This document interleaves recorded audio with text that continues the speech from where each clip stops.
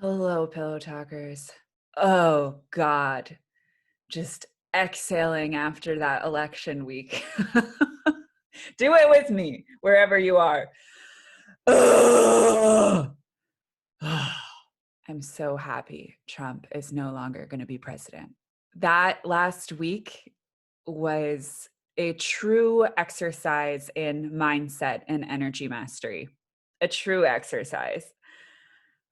So I just hope that you're all proud of yourselves for moving through it and showing up on the other side. And I hope that you are developing more and more confidence and faith and trust in yourself that you really can move through anything. Now, we all get to harness and leverage our unique gifts and wield them towards the collective purpose of improving this situation. I have visions all the time of, oh my God, I'm actually getting emotional right now. I wasn't expecting that.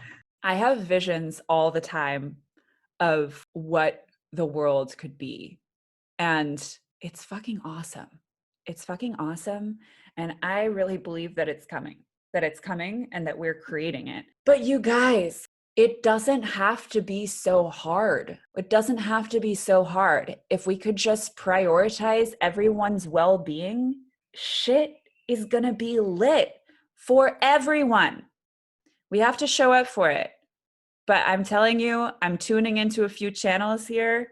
What is coming is awesome, and it's about freaking time. So show up in your unique gifts, participate in creating the future. The word I'll use for what I see in my mind's eye around this, or my third eye, I'm not going to tell you the full image, but the word I will use just to whet your appetite is Dionysian. It's really good. Okay, so today's episode is an outtake from one of my coaching calls with the ladies of Magnetics Love School. This dumpling rant is essentially a big metaphor for the process of manifesting love into your life. One of the things I'm most proud of from this last round of Magnetics Love School is I saw the shift for every single one of these women into believing that love is not only possible for them, it is inevitable. And the difference of how you show up in life, in relationships, and dating when you actually believe that love is not only possible for you, it is inevitable, is a very different energy than how I notice many people feeling that it's for someone else. Love is for other people. Other people are lucky in love. Maybe it's not for me. Maybe it's just not my destiny. Maybe it's blah, blah, blah, blah, blah, blah, blah, blah, blah, blah. You guys, love is so possible for everyone. It's possible. It's inevitable. It is guaranteed if you show up for it. Not only love, but like incredible, orgasmic, expansive love from all fucking directions in your life, like to exist in that energy. My friend Ashley, who came on for a guest talk with the girls in the love school, shared with us that love is one of the most uncomfortable frequencies to stay in. It's also the strongest frequency, but it's one of the most uncomfortable frequencies to stay in. And that really resonated with me. So what I really want, what I truly want, I just want to spread the love, you guys. I'm just out here trying to spread the love. It appears to be working. All right, so enjoy this rant. And if you feel activated by some of what I am saying, keep your little ears peeled, keep your little eyes peeled. The next cohort, all women's cohort of Magnetics Love School, will be kicking off in January, and I'm going to be opening the wait list for that soon. So definitely hop on the wait list. You'll get the first memos about pre-enrollment, all these stuff I'm not going to be announcing publicly. More details on that soon. Keep your eyes peeled, keep your ears peeled, keep everything peeled. Oh God. All right. The dumplings are coming. Relax. Close your eyes. Take a deep breath.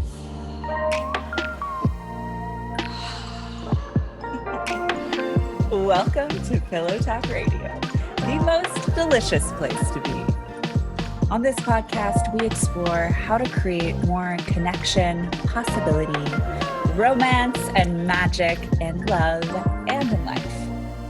I'm your host and relationship specialist, Cora Boyd. Are you with me? It's scary because it matters. But you know what else also matters is that we give importance to what has importance to us. And in order to do that, we have to actually acknowledge that it matters. We have to risk the potential for some disappointments and trust that the dumplings are coming. So I'll explain the dumpling metaphor.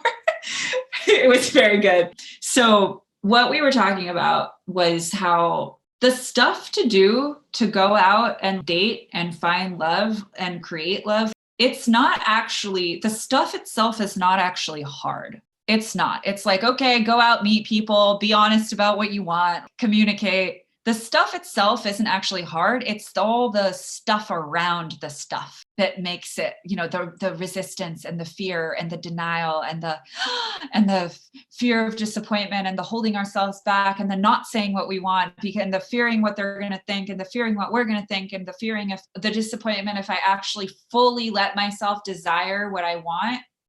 But that's actually what allows it to happen, is being real with like, yeah, that's it. Like someone starting a business. The stuff itself actually isn't very hard. It's not that complicated. It's like, okay, got to make a website, got to start telling people you're doing the thing. You got to start taking on clients. You got to start doing some marketing. You put some content out there. Like logistically, it's very simple, right? It's very simple. The part that's hard is the courage, what we have to move through internally, right? With all the gunk, the plaque that we need to clear, right? That gets in our way, that tells us that it's confusing, that tells us that it's hard, that tells us that it's right? Like logistically, it's actually very simple. What we were talking about is how it's different if you actually believe that it's possible, because the gunk comes from the not fully believing in it. So we were asking, what would it be like to be out dating, knowing it is part of the process, right? And like to an end, we also enjoy the process, right? It's both. How would it be different energetically to actually believe it's possible, right? And I hope that's something that all of you feel from all these conversations that we've had, is that it is. It's so possible. And it's not only, but it's inevitable. It is inevitable. You can borrow my confidence on this. I said this on Sunday as well. Borrow my confidence if you're like, I don't know. How would it be different? And this is where the dumplings come in. We're saying it's like, okay, you go to a restaurant and you went to that restaurant because you wanted dumplings that are really good there, and you order the dumplings and you're really hungry. And every time the waiter comes out, you are like, oh, is that my dumplings? Your stomach kind of turns and you catch the whiff and you're like, you perk up and you're like, you see them rounding the corner and then they're like walking directly towards you and you're like, dumplings are finally arrived. Like, yes. And then they like walk past the table and like, you're like, oh God, that wasn't my dumplings. But how different is that experience if you actually know that your dumplings are going to come, right? Like you're still going to feel disappointed. You still might be hungry sometimes. You still might be like, is it like, like there's still an emotional roller coaster because you want the dumplings and you're hungry, right? The difference is, and this is an example of holding to that wanting of the dumplings, is if a waiter comes by and says, hey, like, did anyone order the crab ragu? And you didn't, and you came for the dumplings and you ordered the dumplings, but then you're just like, oh God, I'm so hungry. I'll just take the crab ragu. Like, yes, sure. But then what we were saying too, is that actually someone else ordered the crab ragu.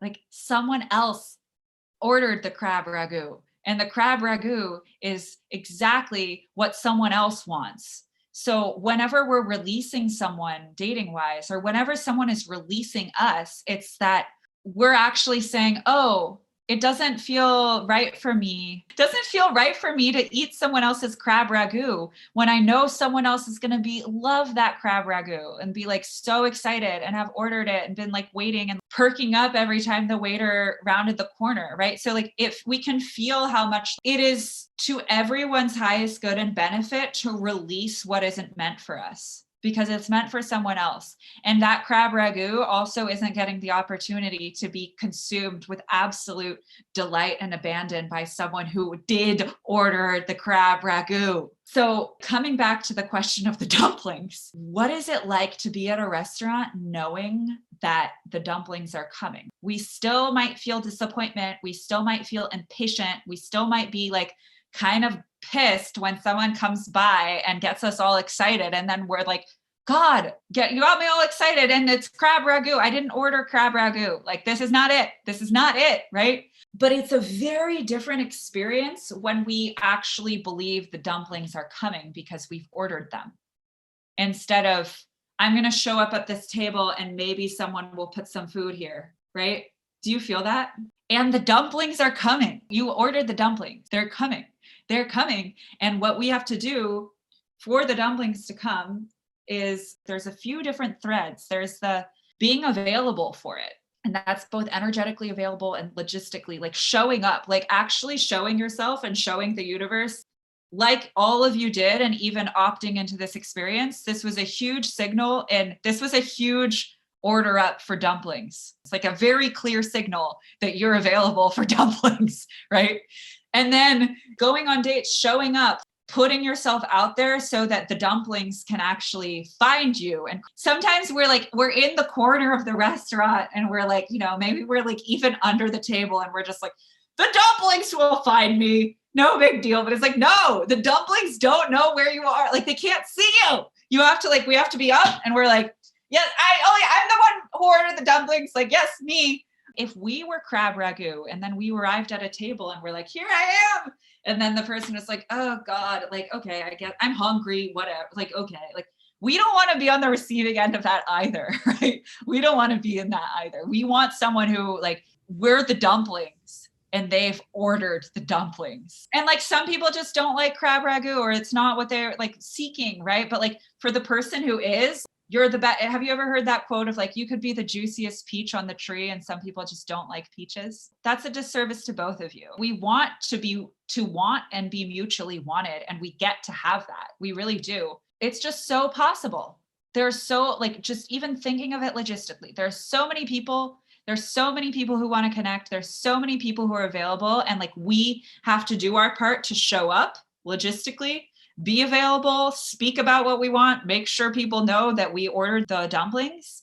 And we have to do the work to clear any gunk that gets in the way or blocks our belief that we're lovable and that we're worthy of being paired with someone who actually wants dumplings. And that gunk, like, we clear that proactively through like support, through coaching, through therapy, through experience, through dating itself can be very therapeutic, right?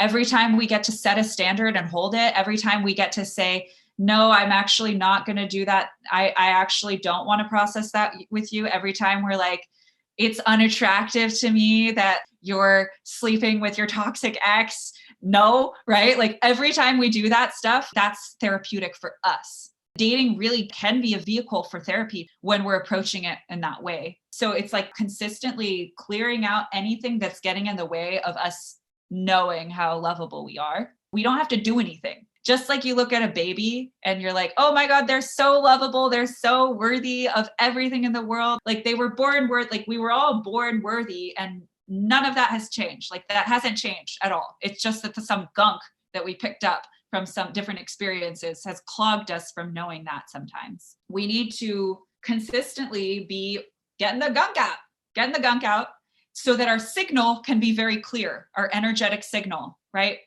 Of like, yes, I'm available for this. Yes, I ordered the dumplings. It's like we have one of those things on a table at a restaurant that has the number on it. And we're like, yeah. If we have the gunk, we're like, oh, I don't know. I don't want to make it too obvious. I don't know. But it's like, it's so easy for the waiter with the dumplings to spot us. If we're like, hey, dumplings over here. Like, yes. And then the dumplings arrive and we're like, fuck yes. Right? We're not like, oh, I don't really care. We're like, no, I'm really excited. I'm really excited about these dumplings. Then the next piece is, I did a little Instagram post about this today, but the level to which we're attractive to other people is in direct proportion to our own connection with our life force. So us making the decisions that light us up, that excite us, going after that, that is like that flushed face energy. That's what we find attractive, right? Like if we think about what do we find attractive in other people? It's like, whoa, they're doing it.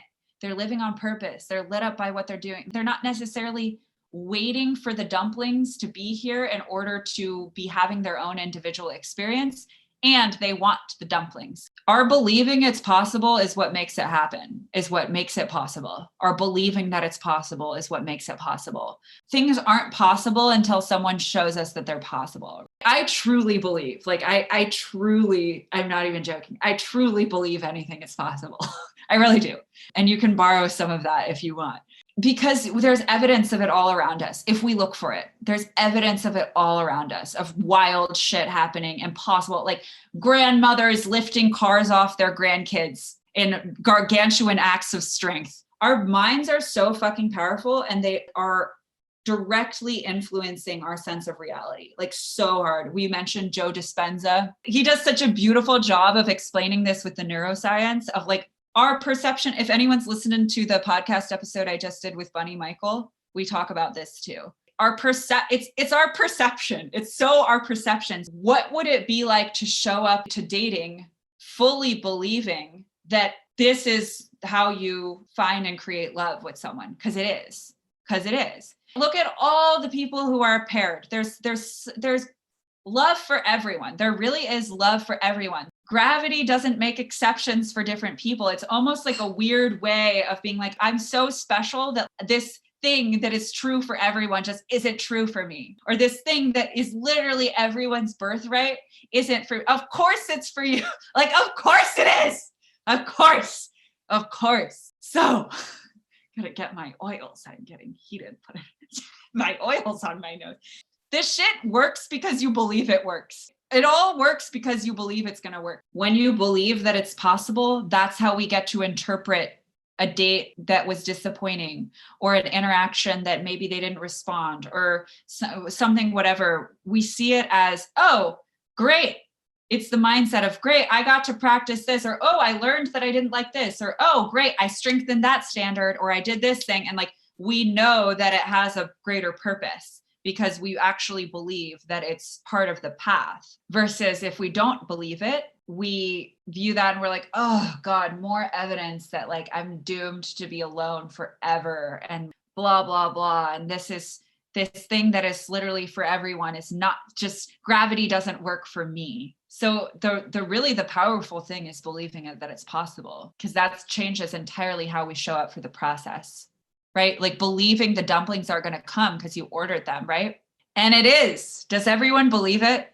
Do you believe it, that it's possible? Sometimes we're like, oh, we have doubt come up, but it's like, the dumplings are coming. You ordered them.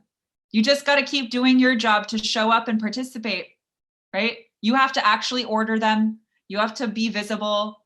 You have to say no to the crab ragout. And you have to be vocal and own that you're excited about the dumpling. The way we can think of enjoying the process along the way is like appetizers.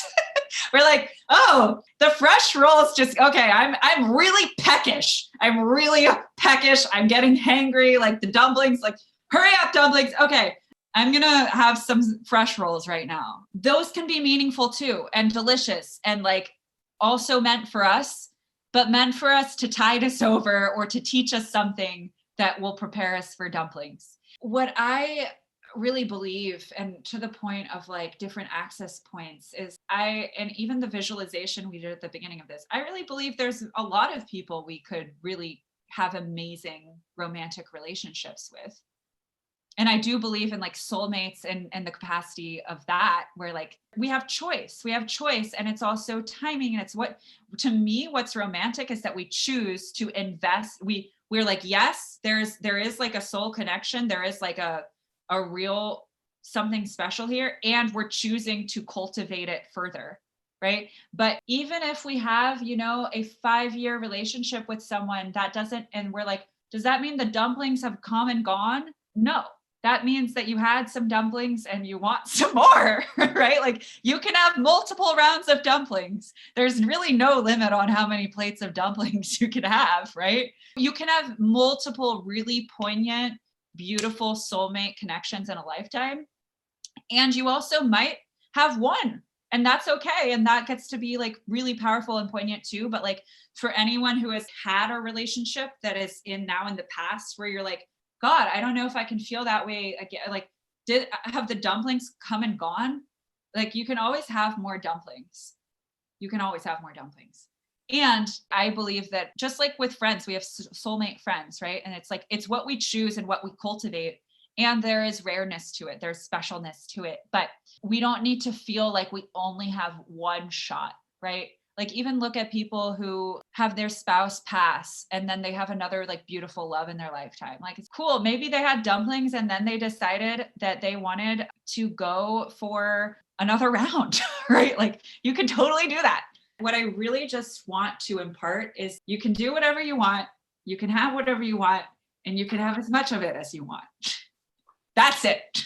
That's it. It is entirely possible to have a great time and have fun and have sexy experiences and still be fully available for dumplings.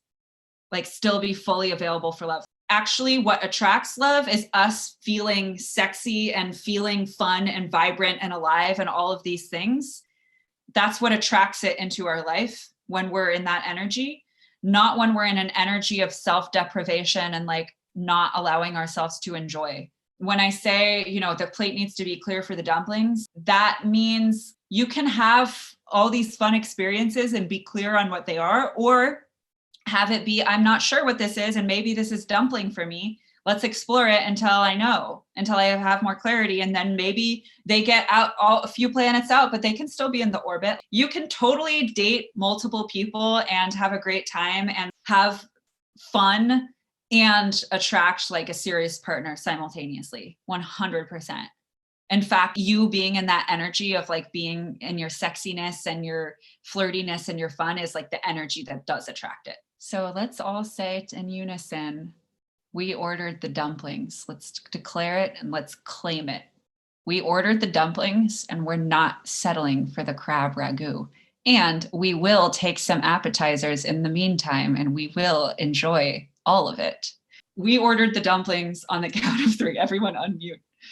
1, 2, 3. We ordered the dumplings. Thank you so much for listening to this episode of Pillow Talk Radio. We hope you'll join us on the next one. And if you got some value, if you had some ideas, if you had some insights from this episode, I would so appreciate you leaving a review of Pillow Talk Radio on Apple Podcasts so that I can know what you're jamming out on, I can know what you're into, and more people who could benefit from this content can join us. See you next time.